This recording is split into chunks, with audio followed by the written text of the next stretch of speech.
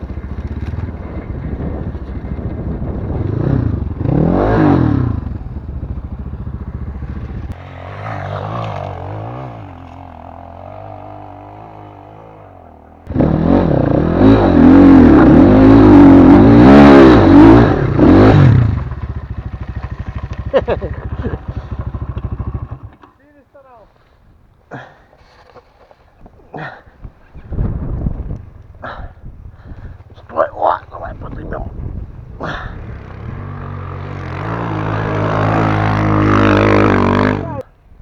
Я его поэтому и положил, потому что думаю, будет пиздец. Да. О, спасибо вам, хлопчики. Дай вам Бог здоровья.